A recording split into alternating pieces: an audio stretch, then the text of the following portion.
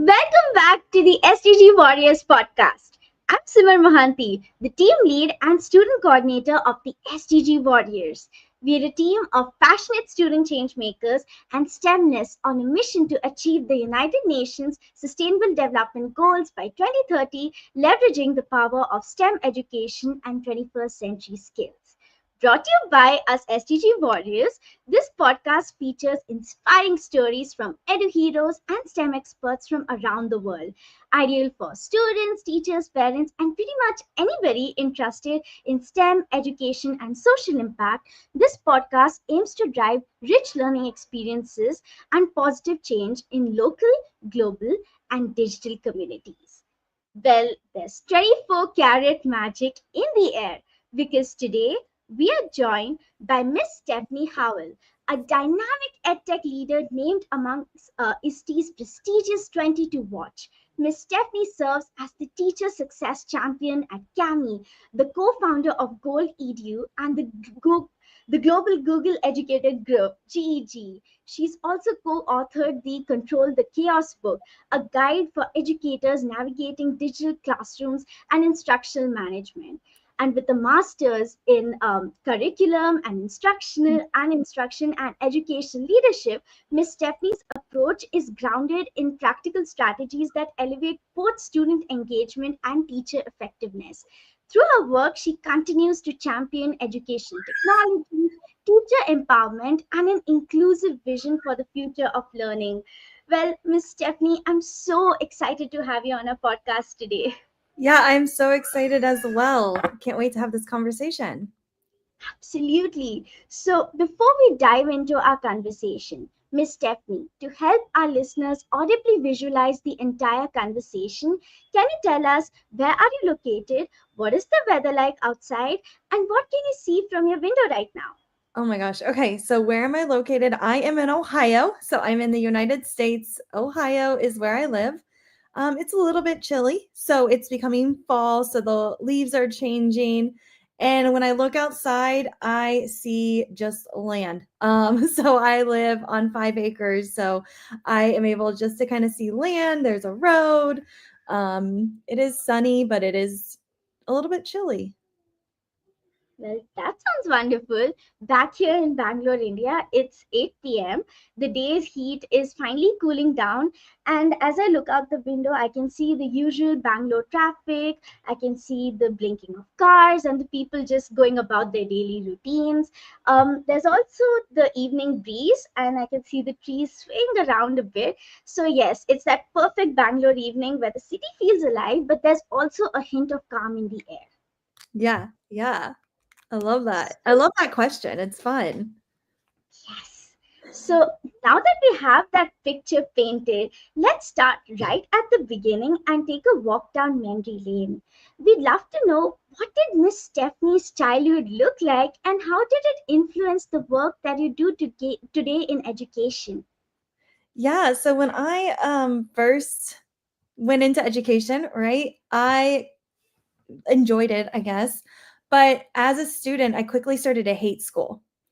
It was a really hard time. It was a struggle for me to just enjoy and learn. I felt like when I would go into a classroom and I would look around, it seemed like everybody was just grasping different concepts a lot easier than I was. And so I started to really just not enjoy school at all. And so what I started to kind of uh, have to go through is just some testing. And so I went through some testing, and what they found out is that I had a learning disability. And so throughout this learning disability, I started to absolutely hate school because I was separated from my friends in my typical classroom. And I had to learn in like this spooky basement with this teacher, and her name was Miss Payne.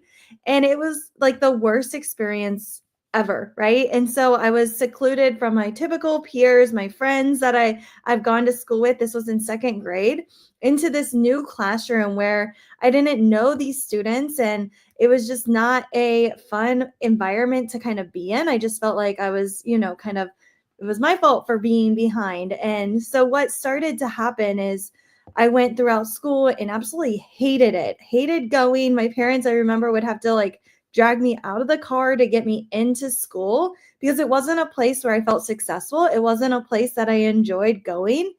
And when it kind of changed for me was high school. So in high school, there was more choice. The classes weren't as long. And so for high school, I also found a group of students who also had disabilities. And this group of students, their disability was more physical. You could see it, where my disability was hidden.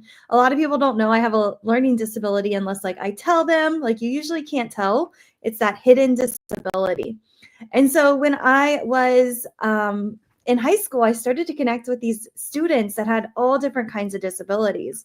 And they were more working on life skills, where a lot of my classes were more for that college prep type of class. And so as I was working throughout that high school, I realized I wanted to be an intervention specialist, and I wanted to support students with disabilities that were just kind of like me, where school was a struggle. And so that's the pathway I went throughout college. Is I became an intervention specialist. And when I first got my first job, I realized it wasn't easy, right? Like, I realized some of the struggles that my own teachers had to go through, some of the policies that we had from district office or the state, or even national policies in place that made it very difficult to support students and allow them to show their strengths. And so there was a lot of barriers that I had to begin to develop. And what really started to take place in 2019 is I was accepted into the Google Innovator Academy in Sydney, Australia. So I was really nervous. It was my first trip across the seas, right? And when I went to Sydney, Australia, I realized that people struggle with imposter syndrome. And I felt like I was struggling with imposter syndrome my entire life, of not feeling good enough, not feeling worthy enough, having that label of having that learning disability. And so that really stuck with me, was just having all of those different imposter syndrome moments. And it really popped up at Innovator, where you're not the only one that deals with this. There's a room full of amazing educators here that also deal with imposter syndrome. And that's when I realized that I had this community that really supported me. I was finally able to talk about my learning disability with others. I kind of kept it hidden.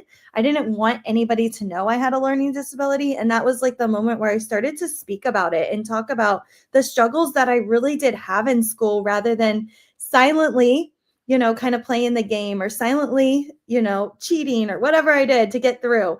And so throughout that experience, I was able to start making a lot of movement in my own classroom, but also with other teachers as an instructional coach. Well, absolutely, Miss Stephanie. One of the most difficult things in life is getting out of that label which has been put on you. And how do you do that? You put yourself in the shoes of other people, and you slowly start accepting yourself and listening to your experience. Growing up, that shaped your mission for helping others, especially students who might be facing similar challenges, similar learning disabilities. And later on, you went ahead to create these inclusive spaces for such students, because you saw your younger self in them. And I think that technology has become a powerful tool today for supporting students with learning disabilities. And you have been an instructional technology coach. So, in your experience so far, Ms. Stephanie, can you tell us, how does technology play a role in supporting students with learning disabilities, and how do you ensure that your teaching methods remain inclusive and accessible to all students, regardless of their abilities? Yeah, so my first year of teaching, I didn't use a whole lot of teaching at the start. Technology, the Wi-Fi was really slow, right? Like, there was just different things. Google Classroom just came out when I first started teaching. So that's kind of like where I started, was technology was beginning to roll out. It wasn't like it is today. And so when it became with technology in my classroom, I was, again, just kind of struggling at the start. How am I going to engage my learners? I realized that some of the pain points in my own career, such as wanting to support students, right, with reading their tests out loud, because that was an accommodation they needed. That was an accommodation I needed because I struggled with reading. But I hated it because the teacher would not go at my own pace. The teacher would have to sit there. Question number 1 says, all right, now we're going to question number 2, right? And it was just not flowy. It wasn't allowing me the processing time I needed to think before we went on to the next question. And so because of that, I really started to think. And I went home during winter break and I was just like, okay, this isn't working, right? I'm having to read tests. I need to clone myself because my students keep asking me for the directions again, even though I thought I clearly told them the directions. And I just saw a lot of different pieces in my classroom where my students started to struggle. And so when I was reflecting, I found technology. One of the tools that I found was Cami. Another tool was Google. And so I started to use Google Classroom in my classroom. It allowed me to be away from my students, and we were working on writing goals, and I could see them writing with me not sitting right next to them. So they started to feel like, oh, Miss Howell trusts me. Like I'm still getting feedback from her. It's just not right next to me. Another thing that I started to do is I started to empower my students. I started to teach them, here's how you use the read aloud tool. Here's how you click it, listen to it. Here's how you use spell check. Here's how you use voice dictation. So I started to teach them all of the accessibility tools and to create them as empowerers and ownership of their learning. So that way, when we were having a test that needed a read aloud, the students knew what to click. They didn't need me to sit there. Of course, I would have read something if they would have asked me or needed it to, but it also gave them the empowerment to not only use these during school, but when Miss Howell wasn't there in the real world, they knew how to use their cell phone or technology to support a word if they didn't know it by looking it up in the dictionary, or to pause and build that metacognition skill and those executive functioning skills that a lot of my students were lacking. And so I started to see this huge change when I started to empower my students with, here's how you use the read aloud tool. Here's how you use Google Calendar to prioritize and use it for time management. Here's how we were talking about time conversion. That's just, I was like, that's a weakness for me. I don't know what time we're going to go live. Let me send you a calendar invite so it does it for me, right? And so again, it's knowing those tools that we are able to empower our students with. So when I'm not there, they feel the confidence, they feel the empowerment to go, oh, I can do this. I can look up the word. I don't know that word. Let me look it up. But they also have that metacognition built up too. Absolutely. And I, as a student, can relate to that. During my exams, sometimes when the invigilator is standing on my head, I know that she's there to maybe help me out or just look at what I'm writing on the paper. But then I get really, really nervous, and then I just start writing something else, even though I might be knowing the right answer. So at the end of the day, it's the students who should have the ownership of the learning. It's the students who should, uh, be the leaders of how they carry out what they want to write in the exam papers or what they want to state. So I think that these tools aren't just aids, these are more like opportunities for empowerment, like you mentioned, because they allow our students to engage in ways which feel more natural to us. And like you said, these tools, integrating these tools can give our students more tailored experiences. And while technology can, many at times bridge gaps, misconceptions about learning disabilities still persist. So, Ms. Stephanie, what are some of the most common misconceptions about learning disabilities that you encounter, and how do you address the stigma surrounding these in the students in your classroom? Yeah, I think when I was an instructional coach working with different teachers, I really noticed that there was a lot of misconceptions, right? Sometimes I would hear these students are lazy. I would also hear they're not intelligent, right? They can't do it. I also heard just different things. And again, I was very silent about my disability when I was working in the school system because I wasn't comfortable with saying some of the things that I would hear teachers in the teaching lounge talking about students that were just like me and saying they were lazy or that they, lacked intelligence or whatever. But they're not, right? Like I had to work super hard to be able to do a task that maybe my peers might have been able to do it really easy.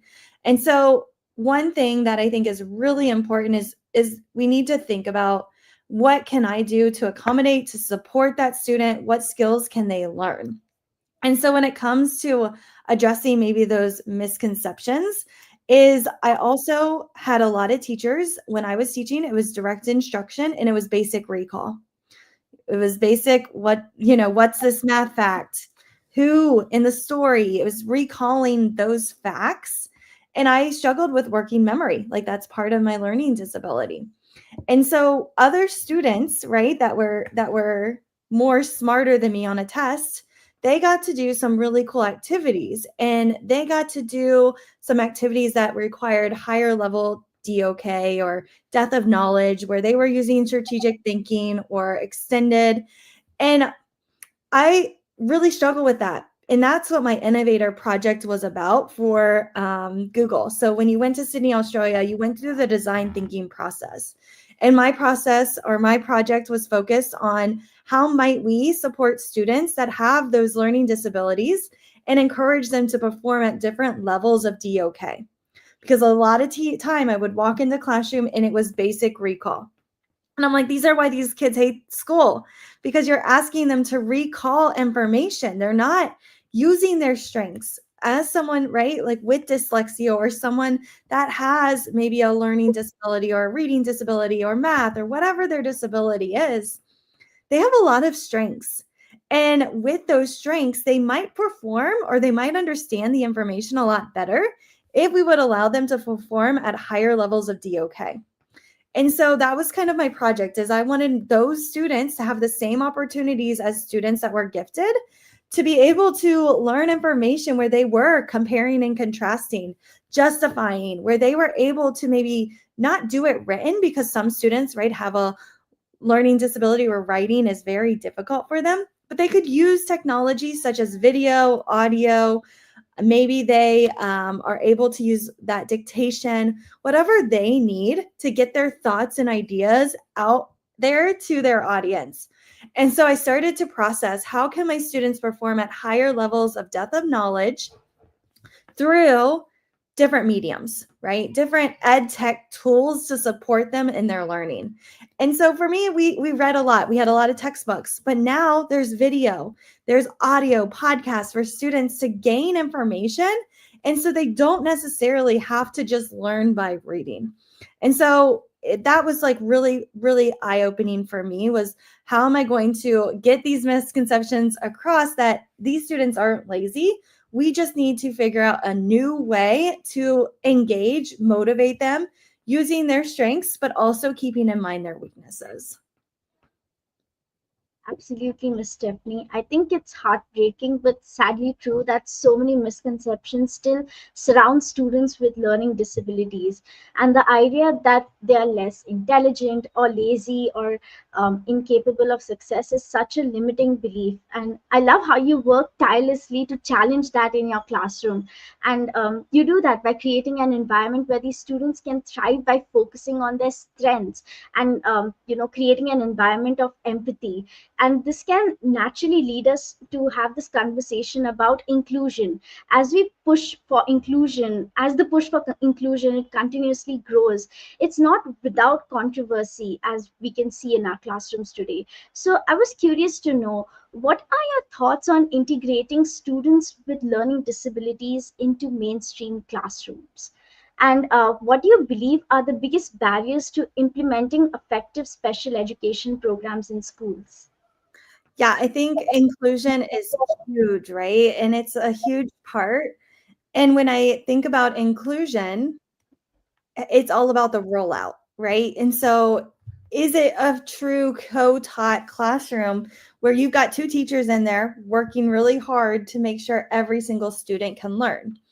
I've also been in classrooms where I'm more of an aide, right? When I was an intervention specialist, it was like, no, Stephanie, you're just going to sit over there and just grade the papers or whatever. And I'm like, well, I have a teaching degree, I have a teaching degree. I can do this.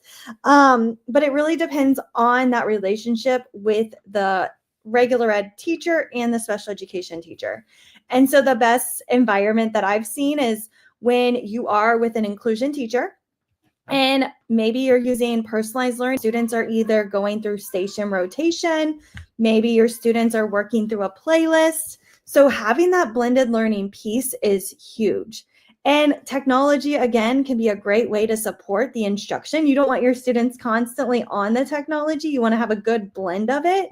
But when you have two teachers that are able to pull different students, and what I also love to say is when you walk into an inclusion classroom and you don't know who the regular ed teacher is, then you're doing a good job, right? If another administrator or someone from district office or board member, and we had a lot of different people coming into our classroom to observe, and when they would walk out and they didn't know who was the regular ed teacher and who the special ed teacher was, I thought that was a success because we were both pulling our weight. We were both pulling different students. I would pull students who weren't on an IEP, even though I was the intervention specialist, right? This teacher, she was like, I'm going to work with this student. So it was having those relationships with the co-teacher, also knowing their expectations, like, is it okay for the students to use the restroom when instruction is happening, or is it not, right? Communicating and having those clear expectations is very, very huge when you are working in an inclusive classroom. It's also very difficult because depending on the school, depending on the schedule, depending on how many kids, some of those barriers are when a teacher is having to co-teach with multiple different teachers in a school. They can't plan, they can't communicate as effectively, where I was able to co-teach all day with the same teacher in that classroom. And so we had, a really great experience there.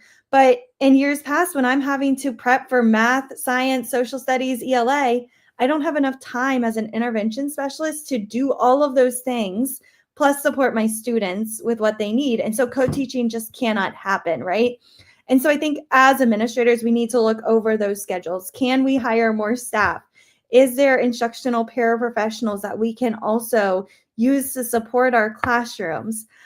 Do we have people that personality-wise, they do mash together well, where there's not going to be any issues with them planning or collaborating together? So there's a lot of different pieces, I think, that play into those barriers, but we really do just need to kind of step back a little bit and think about, okay, what's best for these students? And usually it's those teachers that have a really good relationship and they're not overloaded with work.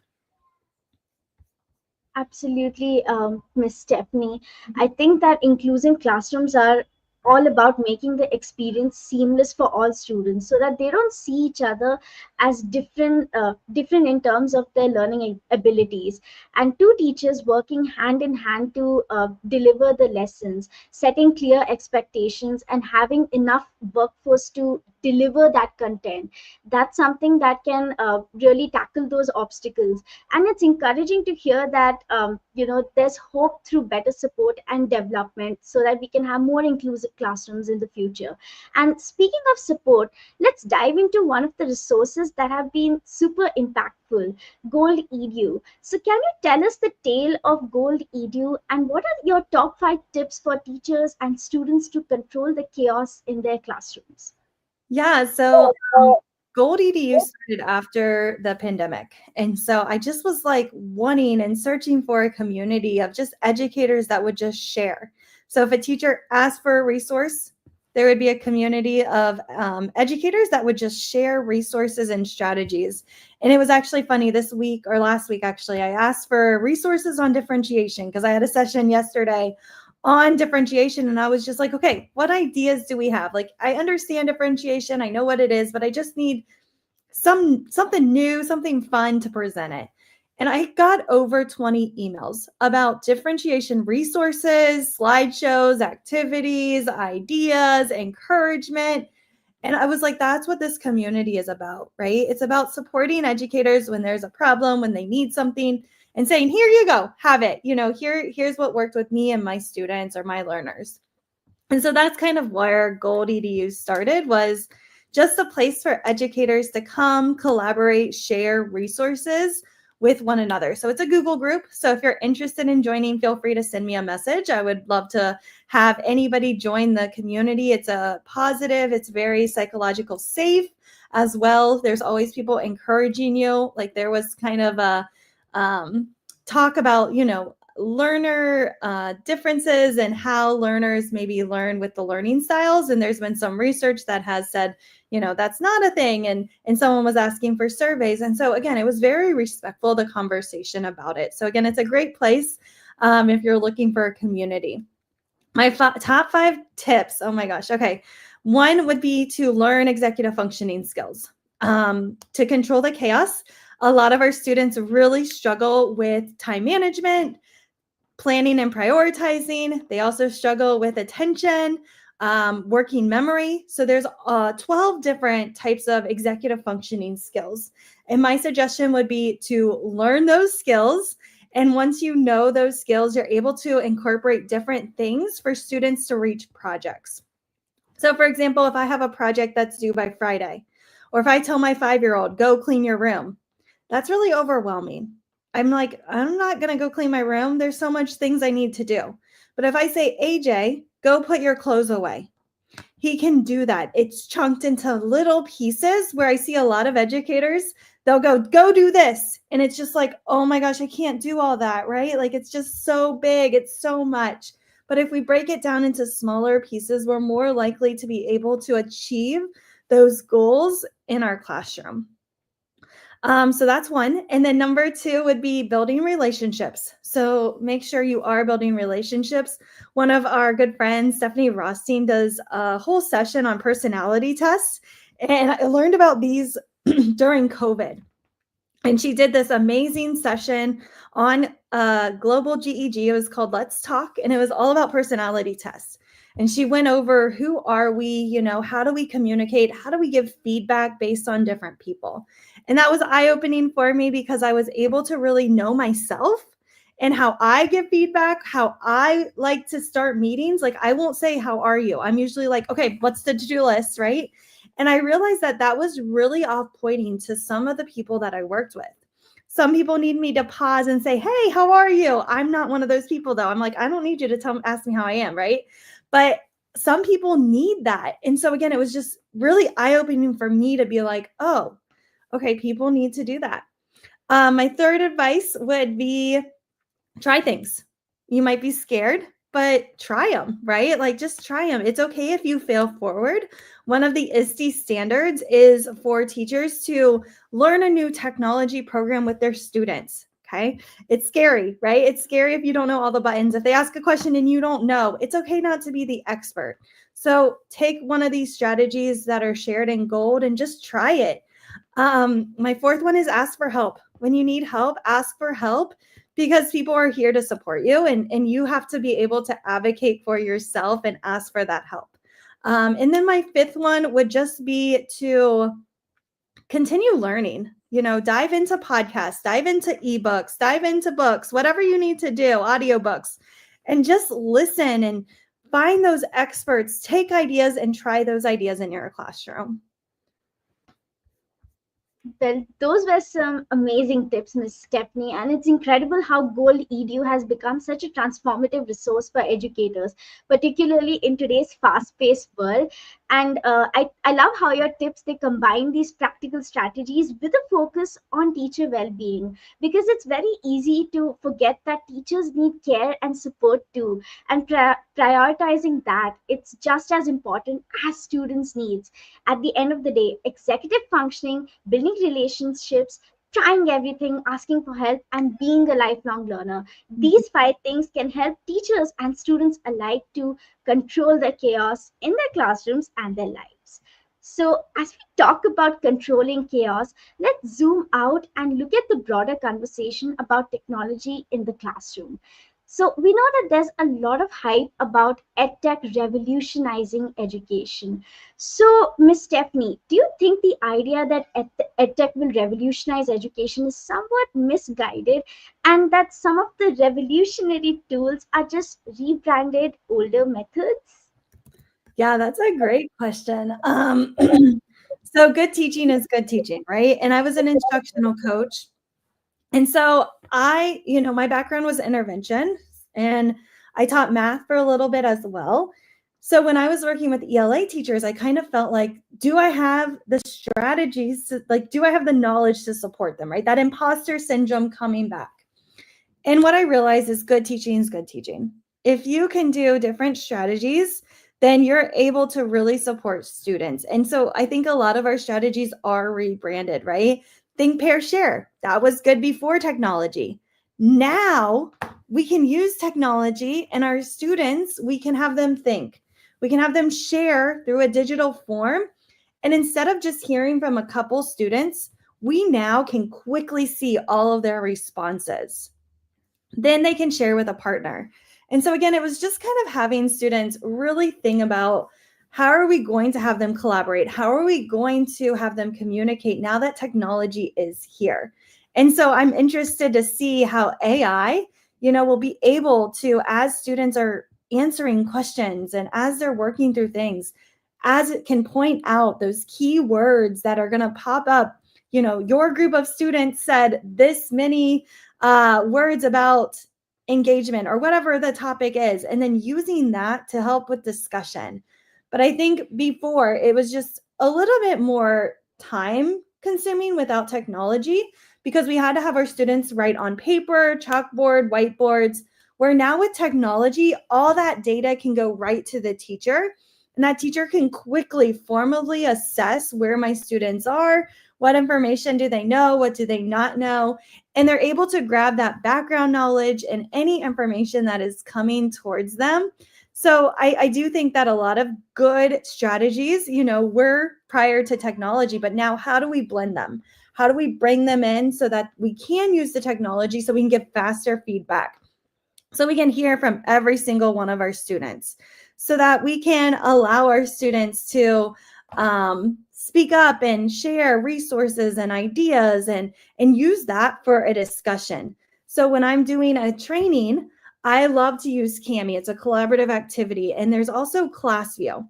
So in ClassView, I can assign something to individual teachers. And as I'm doing my training, I can stop and say, this person said this. And I can use their name and spark that conversation to help other people with those gaps that they might also have, or we can discuss questions if they're lacking some clarification. Absolutely, Miss Stephanie. At the end of the day, good teaching is good teaching, and technology is just a tool. It's really that thoughtful integration of EdTech with solid teaching practices that makes the difference at the end of the day. It's not about how we use tools to amplify that work. It's all about how we use that tool to amplify the work. It's not about just having the tool at the center of the entire learning process. At the end of the day, the concepts which go into the child's brain, that's what's important. So this ties onto the ongoing debate about creativity. So Miss Stephanie, can technology really enhance our creativity, or does it just standardize creative expression into a formulaic approach? And if yes, how can we students change that and take back ownership of our learning? Yeah, so I love when technology is used as creation, but I've been seeing in a lot of classrooms where students are just sitting and getting from it, right? They might be doing different activities, but they're not creating with the technology.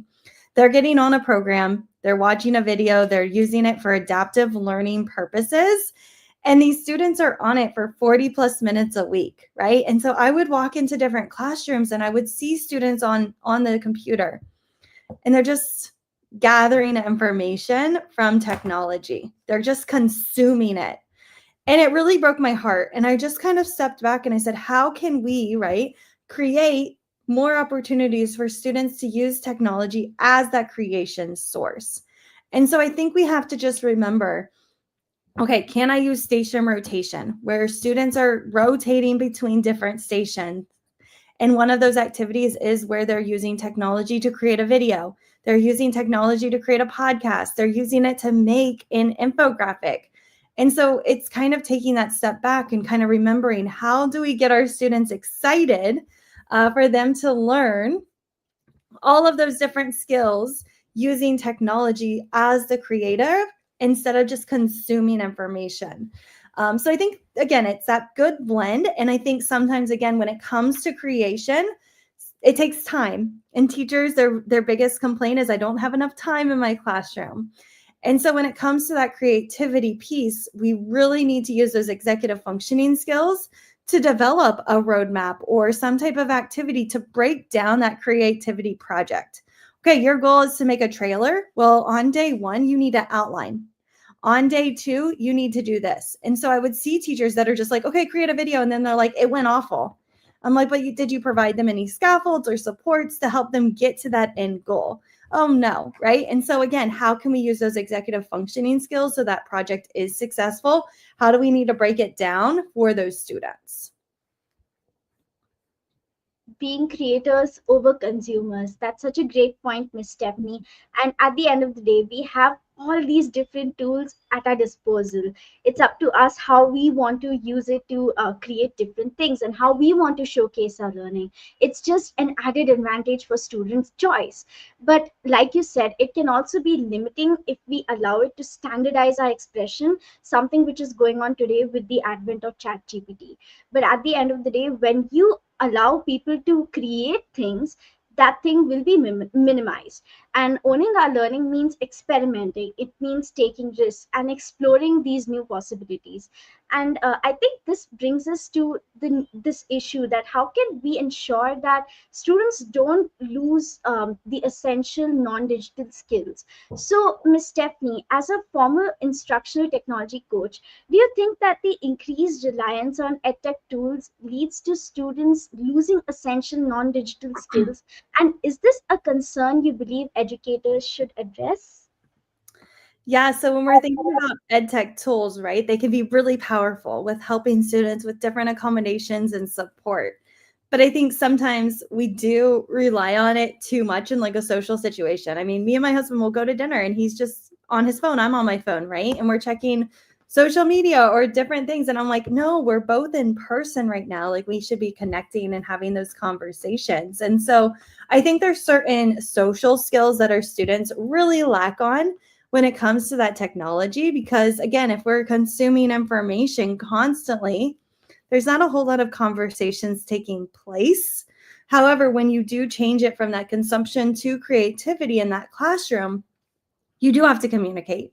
You have to talk. You have to explain. You have to ask questions. You have to dive deep as you're working on that project. However, you're just watching a video. There's no talking that's being had. And so I think that's where a lot of the issues are kind of coming from is when we are in those social environments.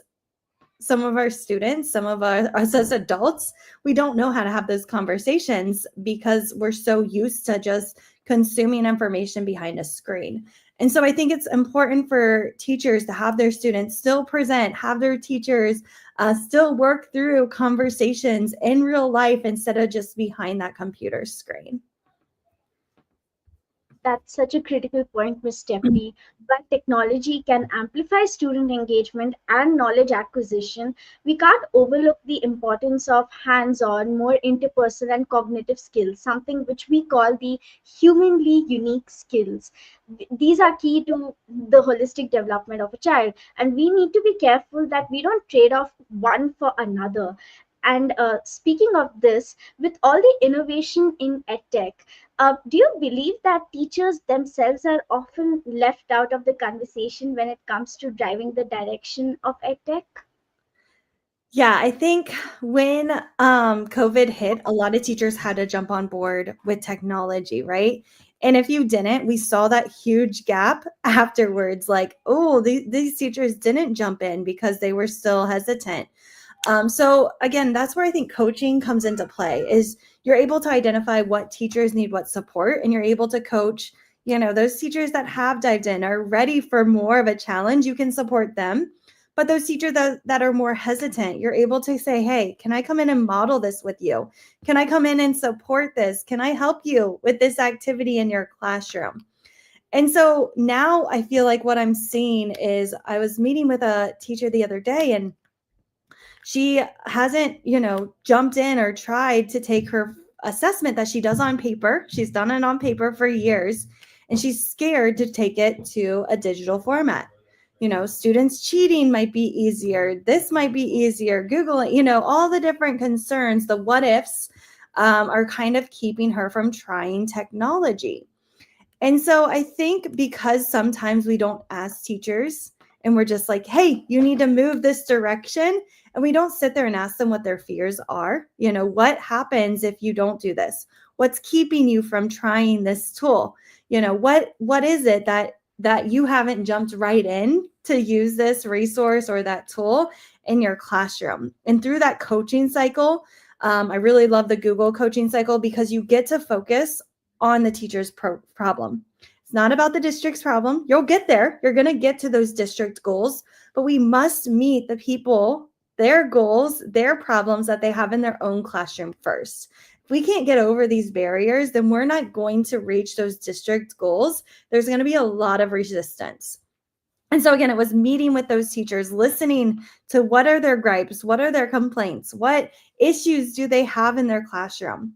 After we listen, then we're able to go and research, right? For that teacher that's scared to try assessments. Okay, well, maybe instead of an assessment, we just do a quick formative type of assessment where it's 3 questions on the computer. Okay, how did that feel getting the feedback right away, right? How did that feel where you were able to see your students integrating? What problems did we have when it came to classroom management? What problems did we have here? So again, it's knowing your teachers through those relationships, taking those small jumps and listening to them, listening to their fears, allowing time for them to complain, because that is part of change. And we need to be able to listen and say, okay, what if we try this? And I'm right here beside you to help implement that through co-teaching, through modeling. I can give you feedback. And then it's that reflection state. How did that go? What's our next step? What do you want to try now? And then hopefully through that, they see that support, they see how it went, and they're able to say, okay, I think I need to change this for next time, or I need to do that. But if we don't support our teachers and we're making decisions without their feedback, you're going to have a lot of resistance when it comes to different ideas and implementations. And they're going to also have that initiative fatigue. They're going to be like, why are we doing this? There's going to be a new initiative in a year or two. Well, yes, Miss Stephanie, I think everybody needs a hero. We need to start right from the grassroots to address teacher problems and fears so that just like us students, they believe in their own abilities, because everybody needs a hero. So, moving on to the next question, Miss Stephanie, with a growing emphasis on educators creating content, do you think that teachers are being asked to do a much becoming too much, that is becoming content creators rather than focusing on their core role as educators? Yeah, so I feel like in America, a lot of curriculum companies are kind of taking away creativity from teachers. So I thought this question was kind of interesting because I'm seeing kind of a different effect where teachers are more using content, and I don't see that ownership as strong as I once did, because they used to have full control to create. And so when I was implementing a different program in my district, I got in trouble sometimes for creating a resource that I thought would help as a scaffold for my students because I went away from the curriculum. So I think we see both extremes, right? We see some districts that are like, there's no resources for you. You have to create everything from scratch. And then we see the extreme where you can't use anything other than your curriculum. And so I think there needs to be a good balance, right? I think you need to give resources to your teachers, but you also need to allow them to try and see and experiment what works, what doesn't stick. But we also need to remind our teachers of the learning science and what works. How do students learn? What do we need to be doing? Are we incorporating those retrieval practices? Because I see a lot of great curriculum programs, but they're just not engaging, some of them. And so teachers should have that opportunity to be more creative, to add game-based learning or to add some inquiry into their lessons. And so again, I think it really depends on where the teacher's coming from. But I think if we're asking them to create too much, then yeah, that is going to drain an educator, where they might be like, oh my gosh, this is a lot, right? And that's where we've got to find that community of educators of where you can share, where you can collaborate and share different struggles and resources. Whether you have too many resources, I think we need to loosen up a little bit and say, okay, you can create scaffolds and support for those students that need it. but then we also have to keep it equally with those teachers that don't have those resources. So I think there needs to be a good blend of the two. That's truly a valid concern, Miss Stephanie. Teachers already carry such a heavy workload, and adding content creation on top of that, that can be so overwhelming. And like you mentioned, there needs to be a better balance. So, conventionally, teachers, they were creators, and they were, yeah, they were creators, and it's not really more focused on the social media part of it. Now that we, the advent of how social media is rising and everything, we have teacher content creators as well, but then we need to understand that there are some teachers who still need to adapt to that thing, and we need to slow down and help them to understand how our world is changing, because of course change is slow, adaptability is slow. So we need to look at that aspect as well. So now shifting gears a bit, as an influential figure in EdTech, Miss Stephanie, you've gained recognition as part of the ISTE 22 Watch awardees. So does that recognition come with an obligation to critique the industry and the practices within it?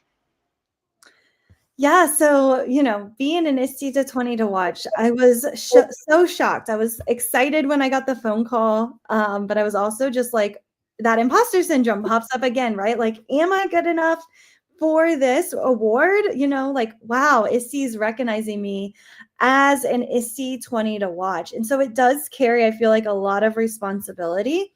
And again, I think that imposter syndrome, sometimes when you win these awards, come at you, right? And I don't know if it's other people, like I feel like educators are the best people in this world.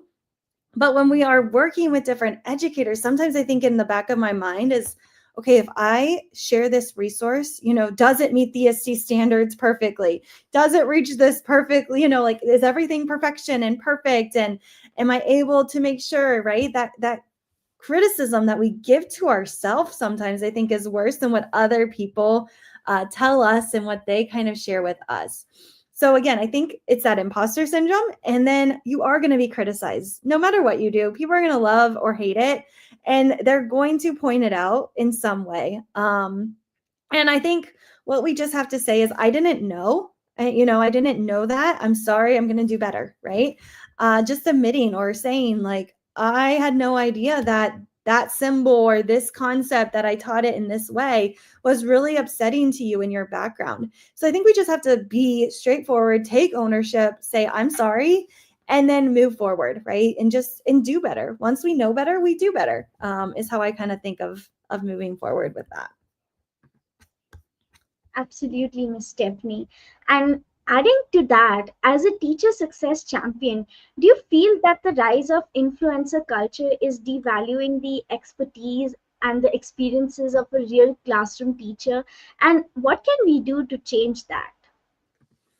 Yeah, so I think that influencer culture, right? Like, I just remember at the start of my career, I'm like, oh my gosh, she's an edu celebrity. I just talked to, this person.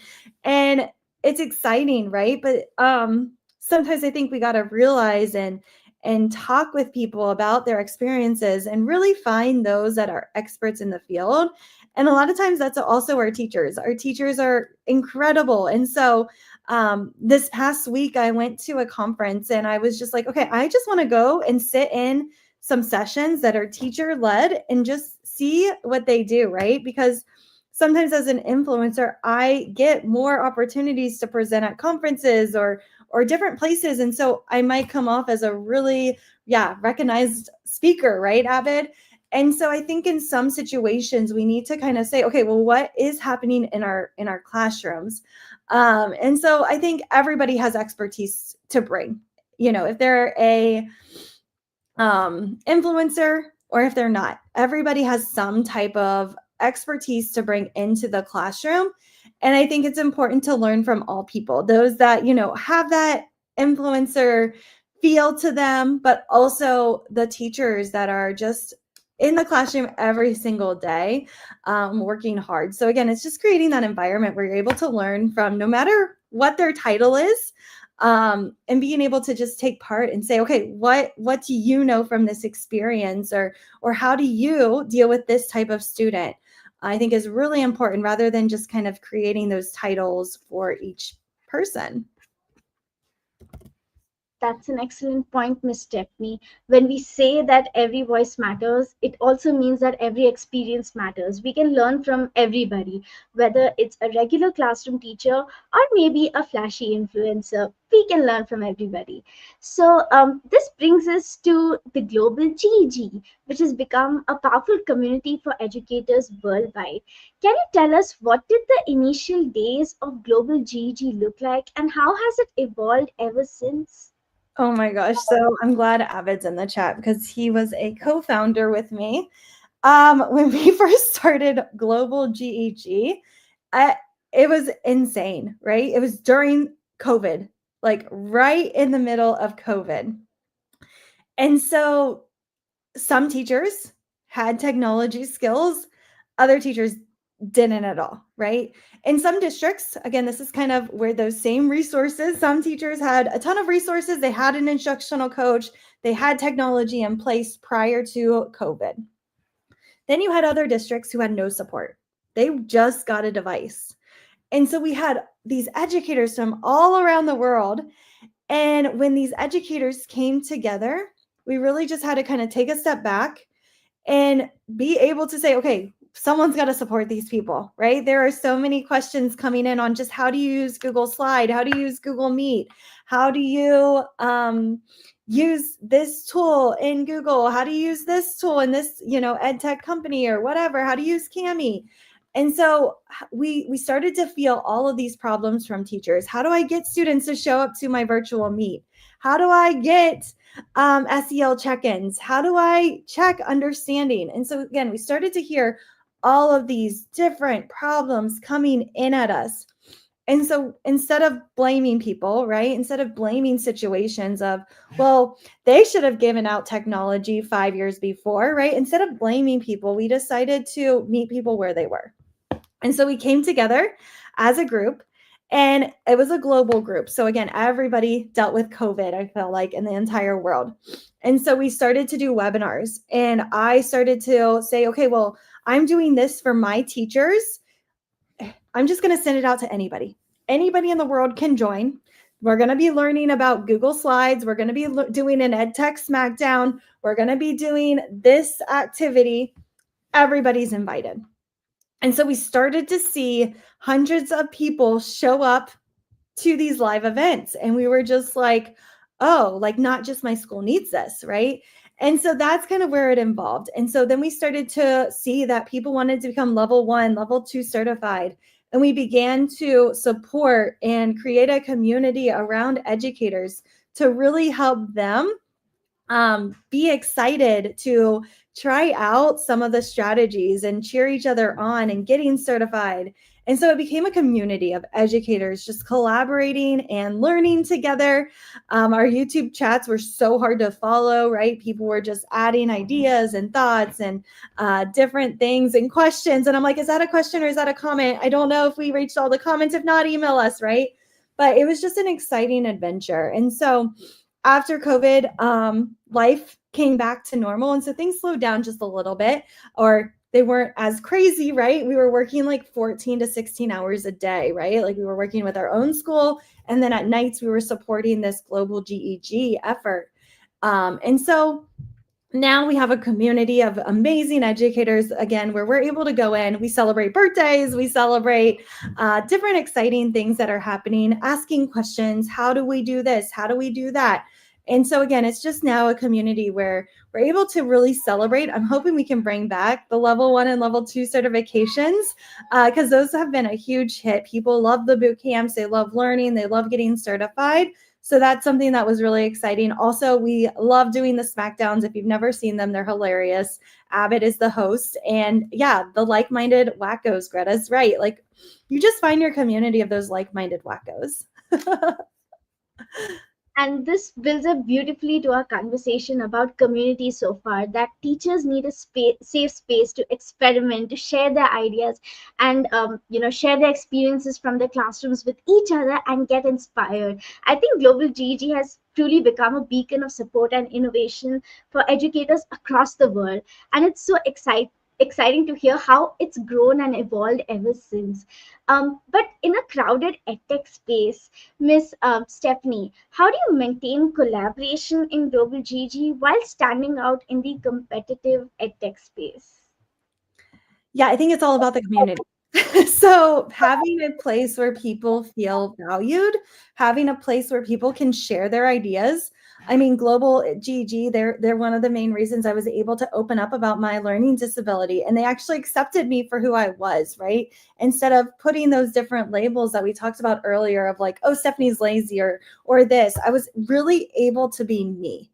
And I think sometimes as educators, we feel like we can't be ourselves or we can't share our struggles or different things. So for me, I think it's about the community. It's about listening, hearing people's voice, and really taking on what they say and doing it. Like somebody had an idea for teachers that were really struggling with just Google, right? And I could have been like, well, they should know it, like it's 3 years after the pandemic. And no, we didn't do that. We said, yeah, let's make a video series. And so each of us took a different Google tool, and it was a 20-30 minute session that we led. And again, it was on the basics of Google. And we could have said, no, we don't need that, right? Like I'm too good for that. But no, it's accepting people's ideas and actually going through with them and being able to plus one and say, hey, let's also do this, or I need this as well. Could we do that? But throwing those ideas out there, listening to people, celebrating people, and just letting people know that, hey, you are important, and creating that hype squad for them. Absolutely, Ms. Stephanie. Community is truly the heart of effective innovation, and Global GG's focus on authenticity, on the things that make teachers feel who they really are, so that they feel more accepted about themselves. It can ensure that authenticity is always more than competition, and it ensures that there's a continued relevance of that. So, finally, let's talk about the Modern Classrooms project, which has had such a profound impact on transforming teaching practices. So, Ms. Stephanie, can you tell us the story behind the Modern Classrooms project? And can you share some aha moments as part of the project that left a big impact on you as a mentor? Yeah, so I found out about the Modern Classrooms project during COVID, and I feel like I found out a lot about technology and community during COVID. But with the Modern Classrooms project, it is self-paced. And so students perform throughout their learning through a self-paced model. And so I went through the free course, fell in love with it, started helping teachers implement it in their own classrooms, and I became a mentor. And so if you are looking for a part-time job, highly suggest looking into Modern Classrooms. Their biggest season is summer. So make sure you become a mentor before summer. But you're able to coach and mentor different teachers throughout the model. So you become a distinguished Modern Classroom educator first. That's kind of where you're showing that you understand their model, you understand personalized blended learning, how to set goals, how to create effective videos, how to give feedback. And once you become a distinguished Modern Classrooms educator, you can become a mentor. When you're a mentor, you get to meet with educators one-on-one, and you get to have conversations about their classroom and how they need to implement Modern Classrooms right into their classroom. So again, it was like the best part-time job that I could do during the summer, because I loved connecting with educators from across the world and being able to support them. Also with Modern Classrooms, they submit 5 submissions of feedback. So they submit 5 things to the portal. And what you do as their mentor is you look over their submissions and give feedback. So they either pass the lesson or they have to revise the lesson. If they revise, I sometimes suggest, hey, you want to hop on a meet? Let's talk about this, how this could be more aligned to the Modern Classroom process or the research-based activities. So again, it was a great project. I love being a mentor. I still get to help out being that mentor for mentors. So now I'm like kind of helping with the people that want to become mentors. So if that's something you're interested in, again, I would do it now. So that way summer comes, that's their busiest season. You're ready to go. You're certified. You have everything you need to take on your first cohort. But they also have webinars, support, and they work with companies as well to really ensure that educators have everything that they need for that personalized learning environment. Modern Classrooms project, something for all the educators tuning in to check out. And before we move into the next round of our podcast, I would just like to give a shout out to all the amazing edu heroes tuning in. We have Mr. Abid Patel, we have Mr. Ivo Hanan, we have Miss Greta Sandler, who has also been an edu hero on our podcast earlier. We have Miss Nicole Lips. These are some amazing people tuning in. Thank you so much for joining in and sharing all your insights on this live episode. So, now that we have covered so many questions, let's switch gears and dive into something a bit more fun paced. Miss Stephanie, are you ready for a rapid fire round? I hope so.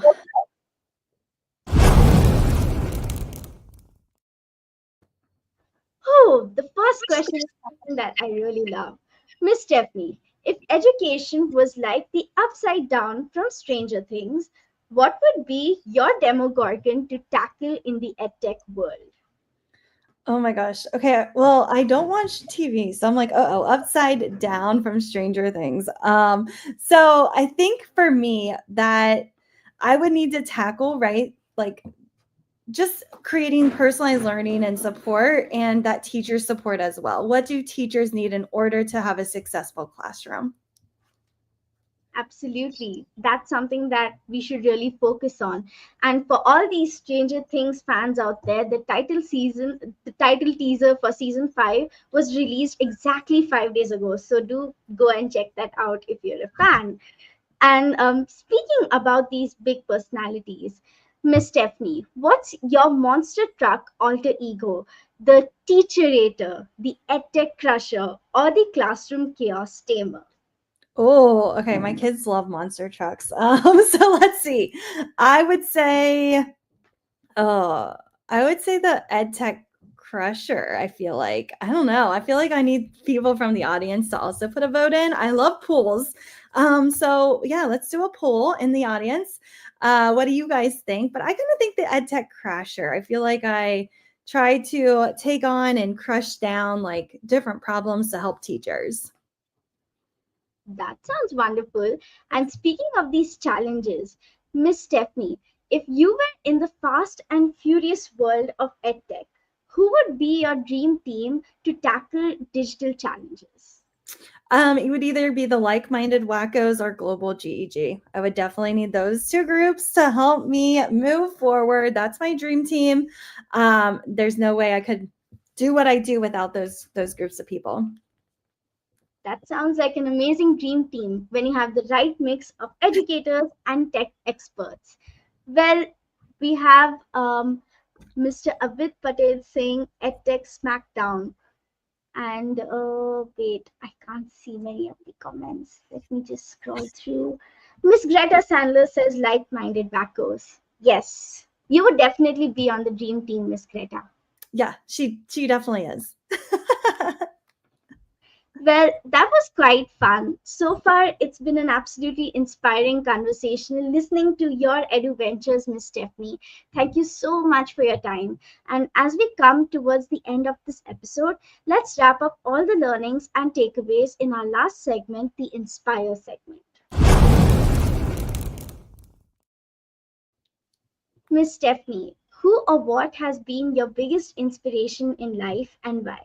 Yeah, my parents. So I have the best parents in the world. They went to all my sporting events. They were really supportive.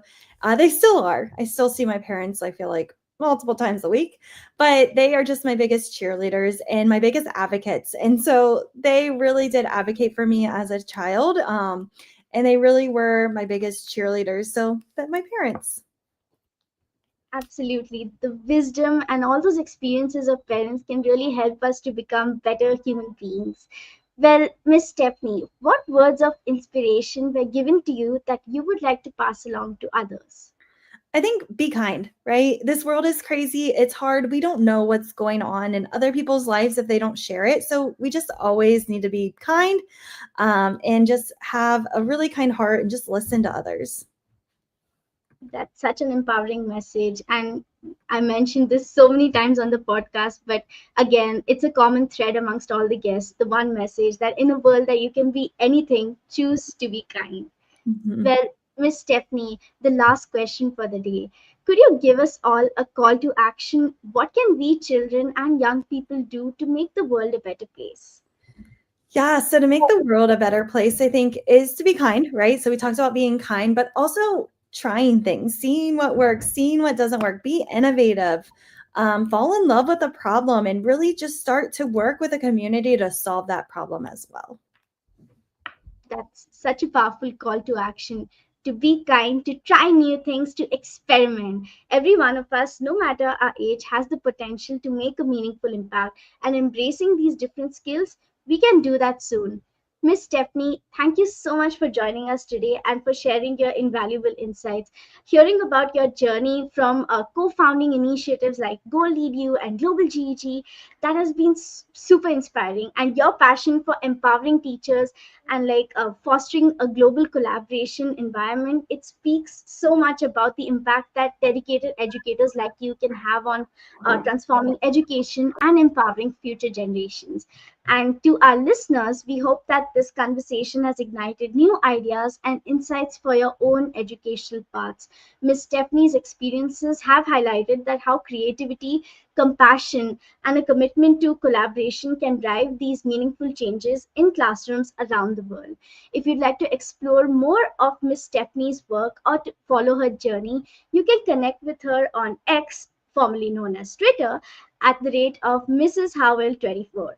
To know more about Gold EDU, Cami, and GG Global, you can find the links in the show notes below.